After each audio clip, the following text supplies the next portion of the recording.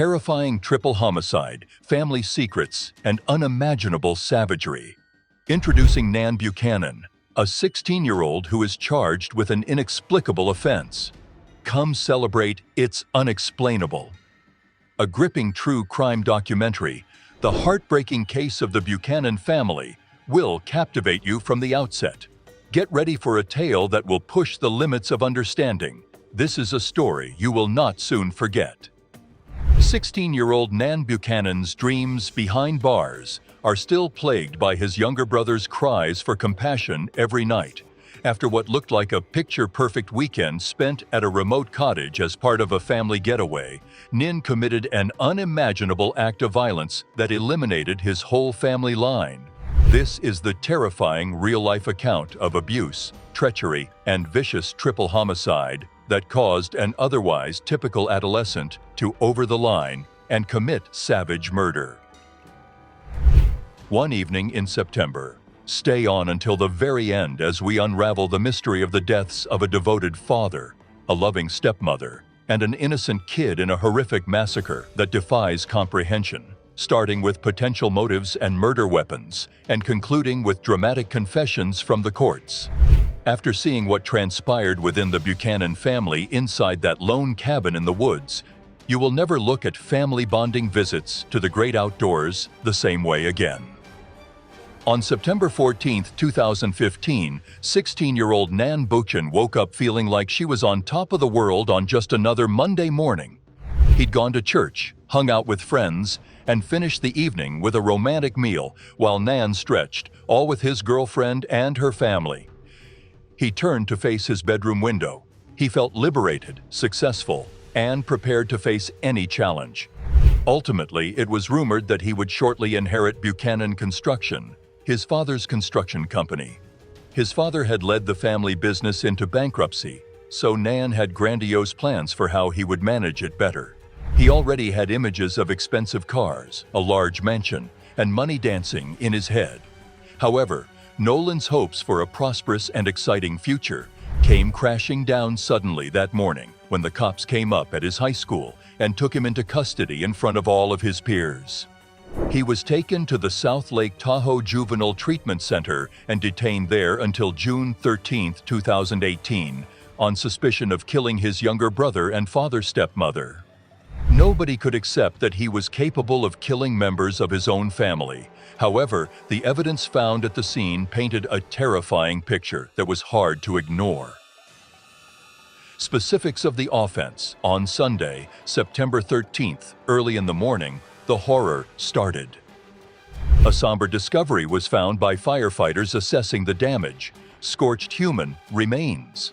It was first thought to be a terrible accident, with the possibility that someone had become trapped in the fire and was unable to flee the flaming building.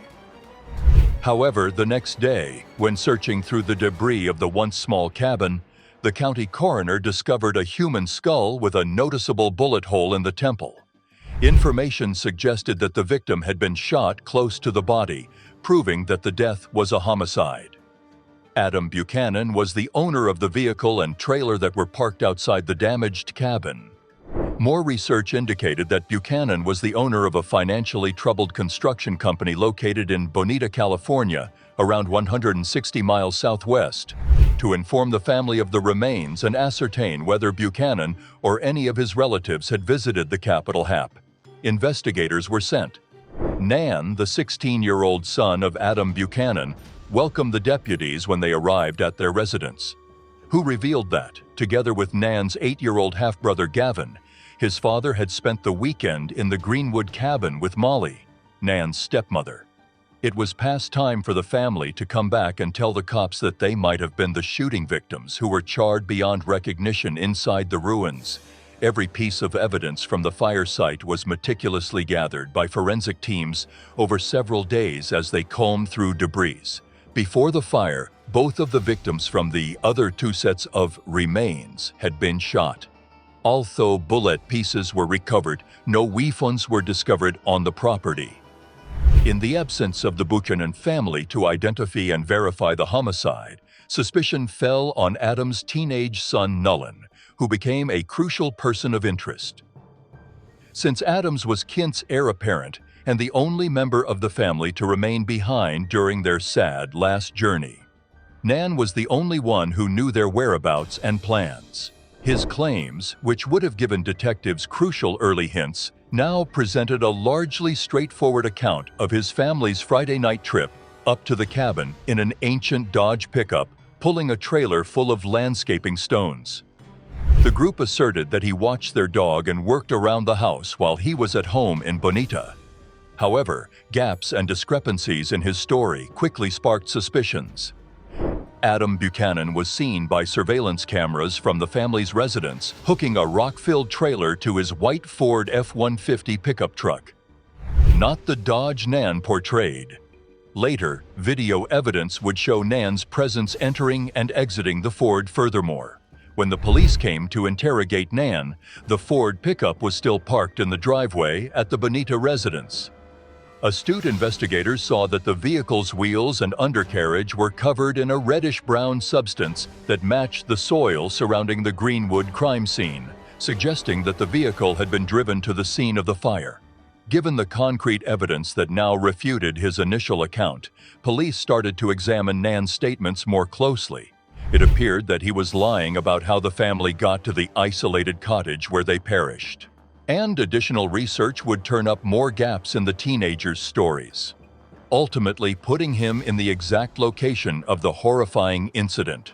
Further examination of Adam and Molly Buchanan's lives through investigation and arrest revealed a volatile, very dysfunctional family. The pair had a tumultuous relationship marked by verbal fights, abuse, and threats of violence, according to interviews with family members. Later on, Molly's diary, which she had written about Adam's abuse, was discovered. Before the killings, they had been spending months apart in different bedrooms. Susie Slanker, Molly's distraught mother, admitted to investigators that there were moments when she was extremely concerned that Adam and Molly might kill each other during a domestic argument. She verified that Molly had gone on several occasions, dropping young Gavin off with Susie until the hostilities subsided and the cycle again. Given this background, investigators first conjectured a murder-suicide case in which a dispute in the seclusion of the cabin resulted in death, causing one spouse to lose it and shoot their family before killing themselves. This would make sense given their turbulent past and explain the discovery of 3 individuals shot to death amid suspicious fire damage.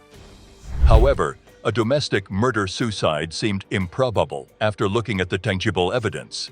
The absence of weapons suggested that the murder weapon had been taken out of the hands of the perpetrator after the killings. Investigating probable outside sources as Salant with personal grudges against Buchanan became the focus of the team's efforts. Adam Buchanan's construction business was in dire straits, with over $30,000 in debt, necessitating recent layoffs that incited animosity among irate ex-employees. Investigators wondered if someone with a connection to the company had come looking for retribution. 6 days after the grim discovery, the case took a significant turn. When a group of neighborhood high school kids taking part in a weekend community cleanup effort discovered a grisly assortment of objects dumped at a business park within 1 mile from Buchanan Construction's corporate offices.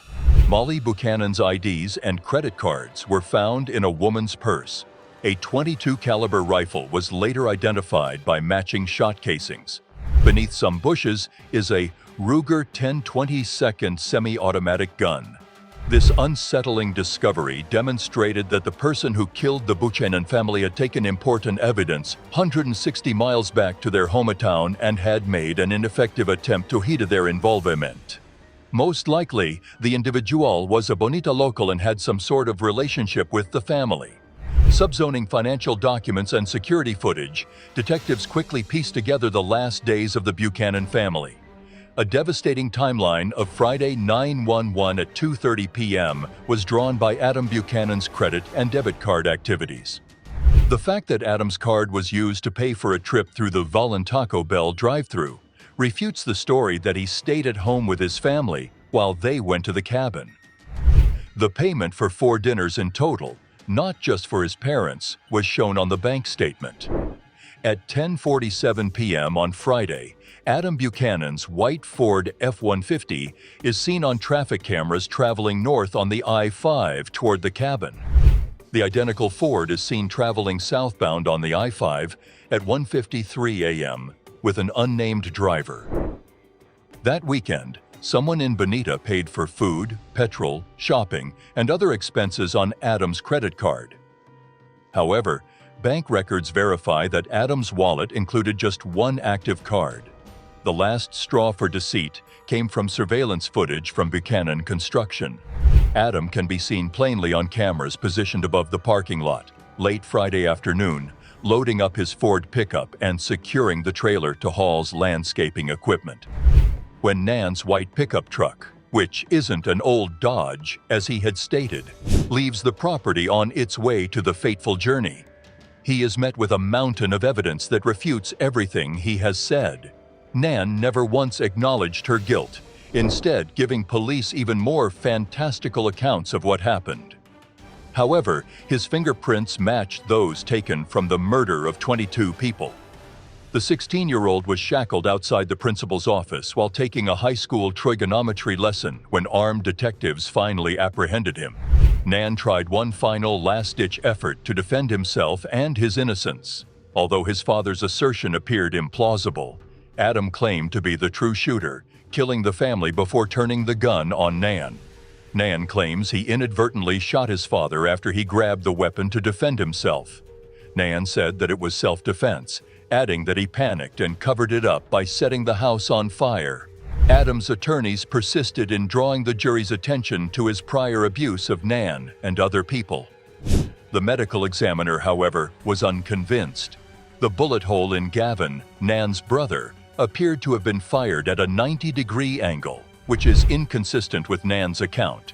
Nan stated that after hearing shouting and hearing someone enter and shoot Gavin, he and Gavin were awakened. However, the bullet's angle would therefore be closer to 45°. Once the prosecution realized that the evidence didn't line up, they concluded that Nan had shot Gavin when the boy and his parents were out at a pub. Upon their return, Nan also shot them, first Adam and then his stepmother Molly. During the trial, Nan's defense centered on the verbal and physical abuse he suffered in an attempt to win over the jury. He seized his father's rifle, doused the victims in gasoline, burned the home on fire, and traveled to his girlfriend's house to establish an alibi conviction. They said that Nan killed his brother Gavin because he did not want him to end up like him. However, Nan's premeditation was revealed by the prosecution. The victim's lack of protective wounds refuted any gunfight or struggle. Mullen executed his father Adam first to prevent him from retaliating against Mullen after Mullen killed Molly. After just 2 hours of deliberation, the jury found Mullen guilty on 3 charges of first-degree murder. While considering Nan's mental trauma at sentencing, the judge also noted the planning and brutality involved in eradicating his entire family. She gave him the greatest punishment that could be meted out to an adult after considering his past trauma. As the terrible story of the Buchanan family comes to an end, don't miss out on more compelling real crime tales. Get unique material by subscribing now, and don't forget to check back for our next terrifying dive into the murky recesses of human psychology. If you subscribe, you'll never miss a story that will make you wonder about the darkness inside of you. Your curiosity is piqued by True Crime Unveiled.